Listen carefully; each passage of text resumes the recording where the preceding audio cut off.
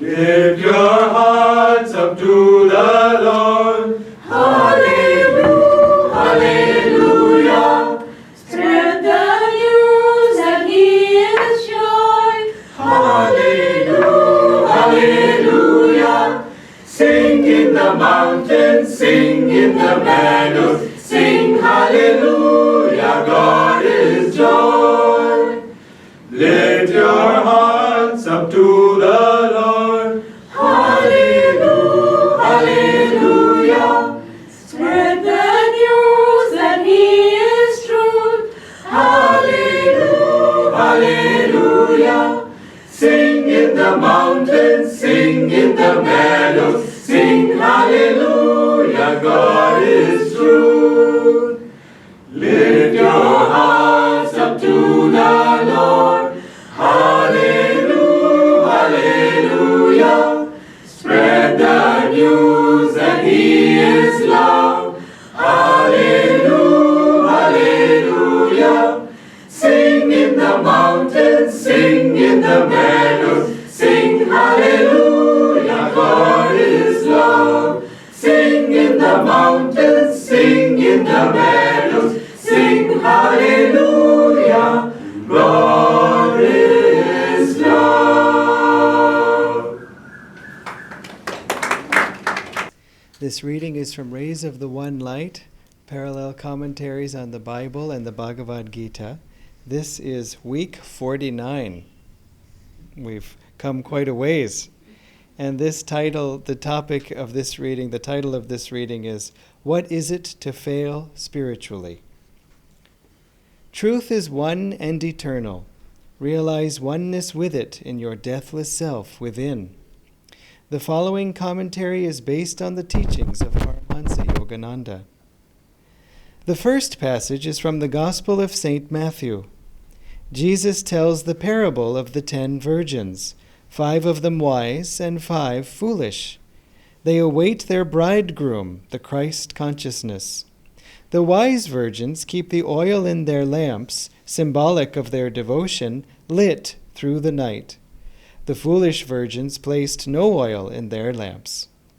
These foolish ones are like the average devotee, going through the motions of outer ritual, but keeping no fire of love burning in the heart. When the bridegroom's coming is announced, the foolish virgins realize their mistake and hasten out to purchase oil. During their absence, the Christ consciousness comes and embraces those who have been awaiting Him with devotion. The foolish ones, by their lackluster devotion, are not accepted by Him.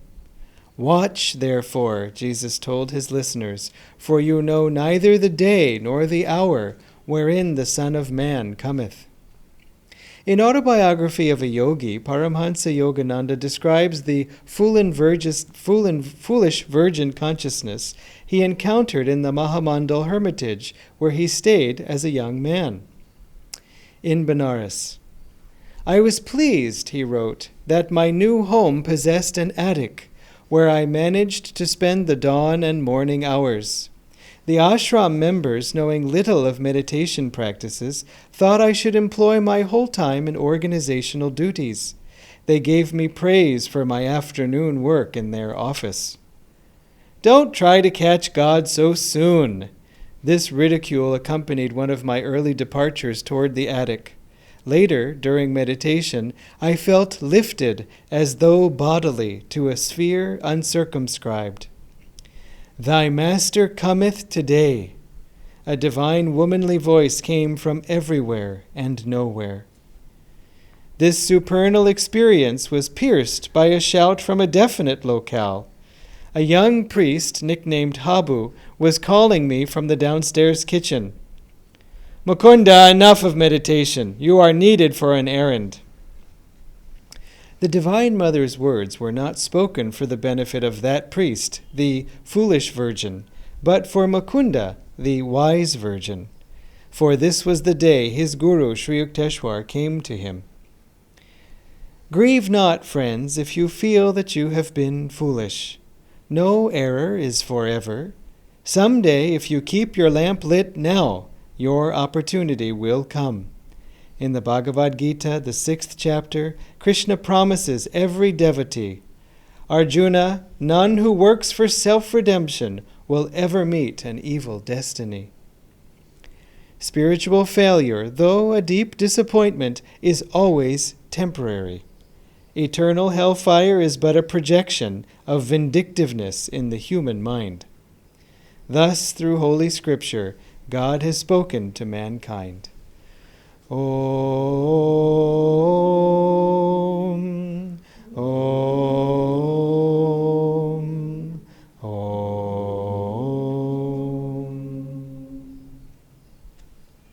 This reading is from Whispers from Eternity, a book of prayer poems by Paramhansa Yogananda. This one is entitled, I Want to Hear Thy Song in the Silence of My Soul. Thy gentle voice saying, Come home, I often heard. But through many lives it was drowned in the tumult of my wild cravings. I have forsaken the jostling crowds of desire. In the solitude of my mind, my devotion bursts to hear thy voice. Take away every dream memory of earthly sounds that yet lurks in my mind. I want to hear thy still voice, ever singing in the silence of my soul. We have a discipleship ceremony that we will begin in just a moment. And it's interesting how these two readings feed into, I guess 3 readings if you include the affirmations, how they feed into this theme of discipleship, or this topic of discipleship. The first of I want to hear you, I want to have you, I've heard you calling me, come home, but I got distracted. That's really what each of us on the journey of discipleship, what we each experience, that there's a lot of things on TV. And the problem is that the TV is always on, even if it's not so in the home, though it may be. It is certainly always on all around us. And there is just constant distraction calling us out. It's not the fault of the advertisers. They're only doing what works. And so if we all just suddenly meditated and were deep in the spine, they would try to find something else. They would start selling like a new kind of Kriya Yoga. And we go, oh yeah, what's that? They're just getting us where our interests are. You could say sort of the first advertiser is God. Because so the legend goes that when he first created people, he made them all wise. And so the people landed on earth, looked around, looked at one another and said, this is odd because all is God. And so they sat down and merged right back into him. And he thought, well, that didn't last very long. So he tried again, sent them down, and they just said, Enache, and they went back up again. So the third time when he tried, he sent them down with cell phones and the internet. And then they were occupied. They started emailing each other, and then here we are. And so he had to create distraction to keep us busy. Now, you can say, still though, wasn't that a bit unfair? And you'd be right. But nevertheless, as sometimes people would ask Swamiji, why did God do this? And how did he do it? And Swamiji said, well, these are interesting questions, but the fact is he did do it. And if we find ourselves in this predicament, the first question is what to do about it. And so then later we can sort of philosophize with God over tea about whether it was, the right idea. But first have the tea with God. Let's get out. That's really what discipleship is about. It says, I've had the jostling crowds. I've had enough fun. And because it's not fun anymore. And I want a greater kind of fun. I also want a fun that lasts. That's consistent. That's not just dependent on the weather. Oh, there's not enough rain. Oh, there's too much rain. It's just, no. I want to be happy whether there's rain or no rain. Right now it's still rain. I think we should have a little more. But we want to find an inner strength. And we, by the time we come to discipleship, we've learned that I need guidance. I need help. Some people resist the thought of discipleship, saying, there's no point in all of this. I don't want to be the slave of anybody, and a disciple is not the slave of a guru. Unfortunately, there's a lot of misunderstanding around the guru-disciple relationship.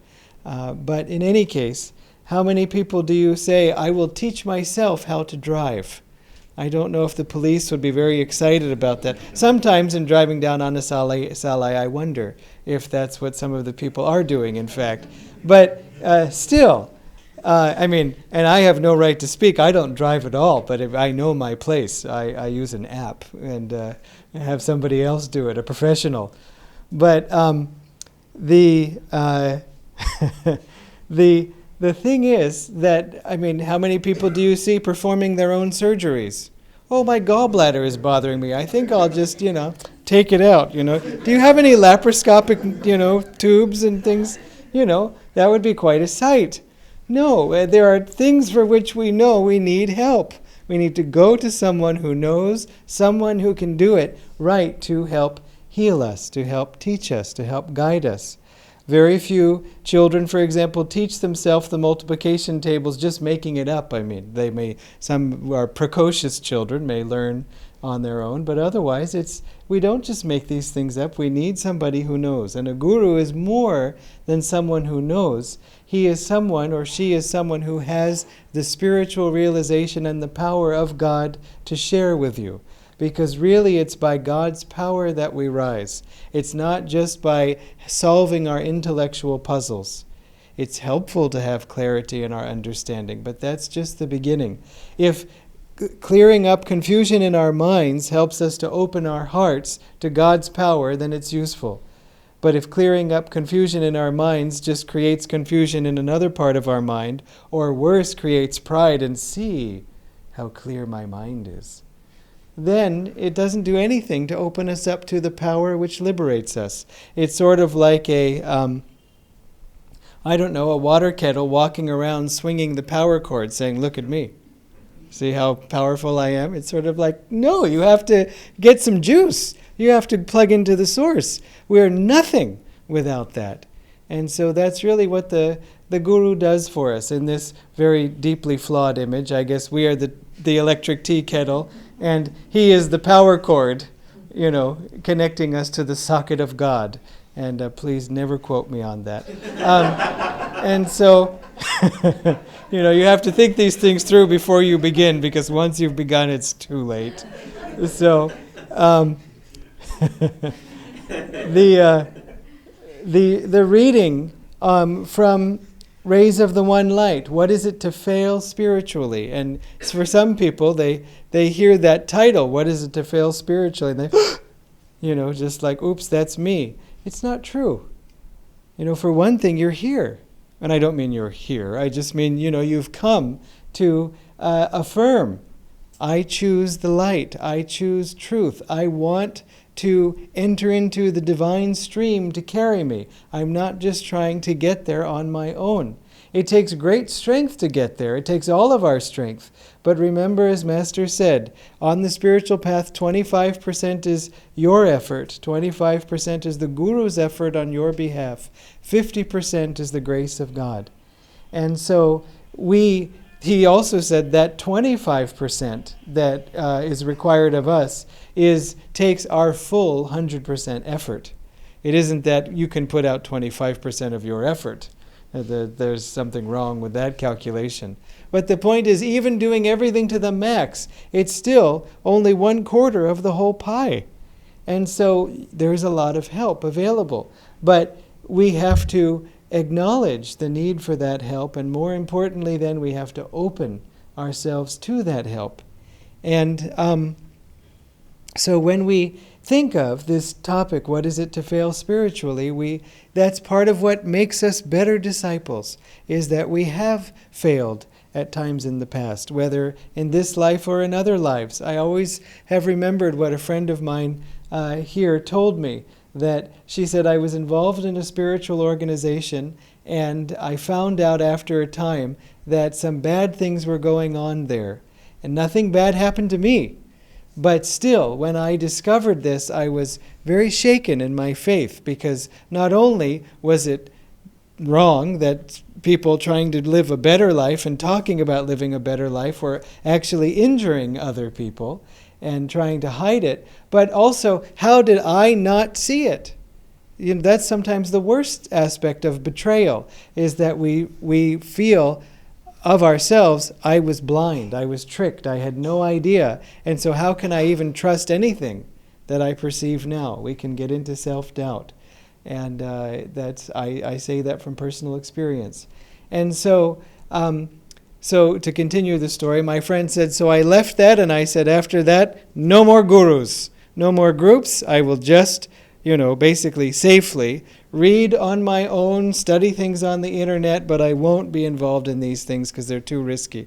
And she said, so I did that for 4 years or 6 years or something, and I wasn't growing.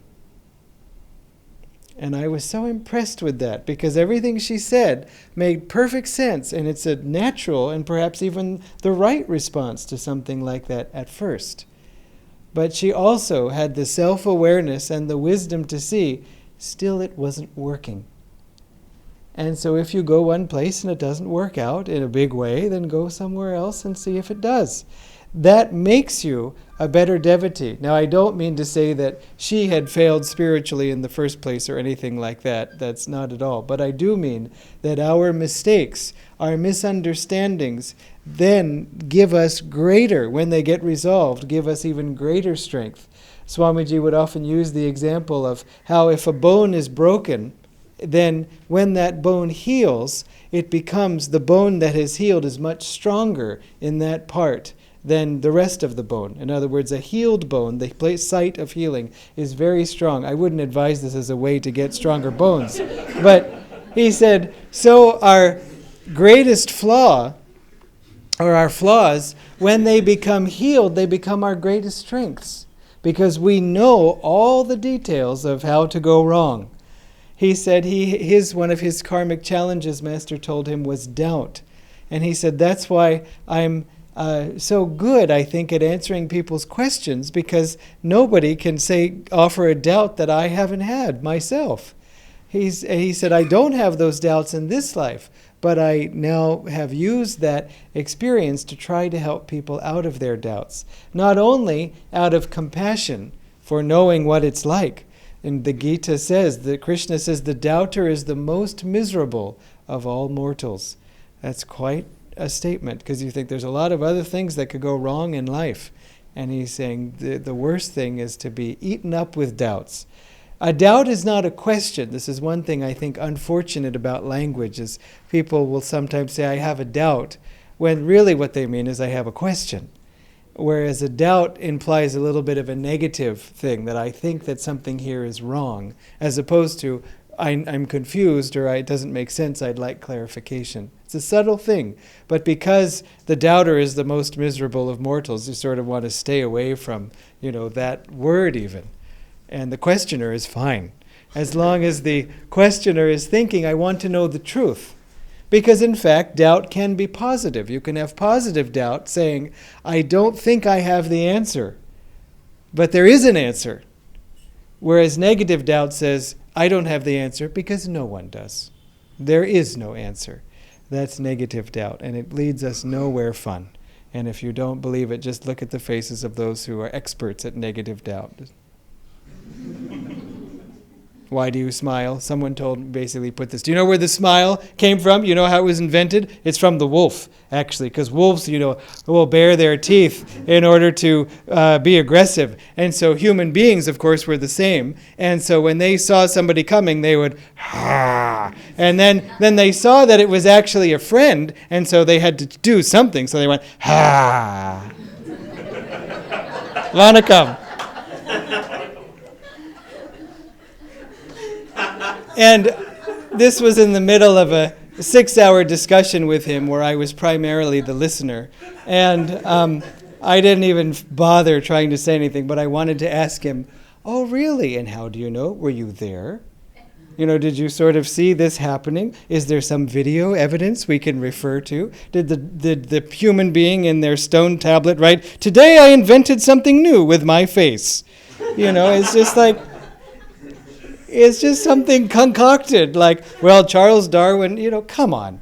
It's ridiculous sometimes the things people can say, and so strongly, as if the more loudly it's declared, the more true it is.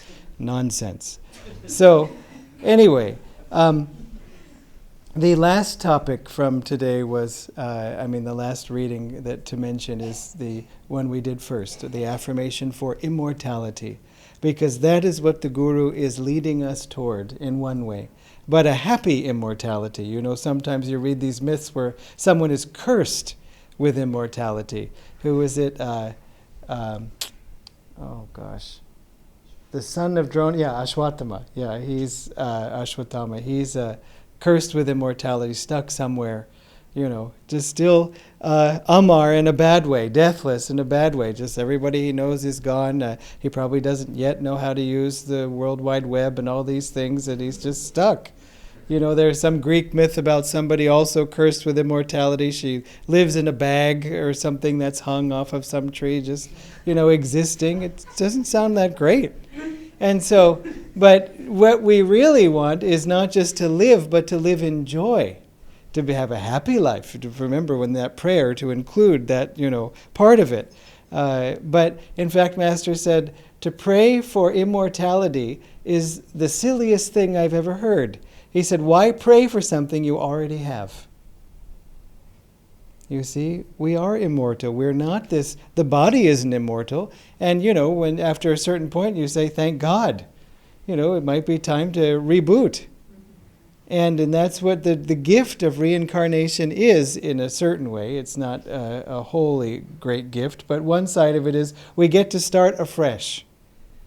Master said if you died of cancer, then the next life, if you had even something on your hand, you'd think the cancer had come back when it was just ink from a pen or something. You just remember so viscerally. We find that in this life. If something reminds you of a past trauma, your heart rate can suddenly go up and have this whole physiological reaction to that past trauma. There's even a sort of name for it, post-traumatic stress disorder, PTSD. That something will trigger that memory and you'll feel as if your life is in danger when, nothing's happened. But still, that's a good sign of there's something in there to be healed. We could say, oh, no, that's just ridiculous. No, it means there's something we're still holding on to. And rather than saying, no, doesn't matter, it's helpful sometimes to look at these things. This is part of Swadhyaya, self-study, the niyama, introspection. But immortality is what we come to the Guru for. Immortal happiness. To say, I will accept your authority in my life, as Master said to his Guru, Sri Yukteswarji, when they met at Sri Yukteswarji's ashram 30 days after this episode in Benares.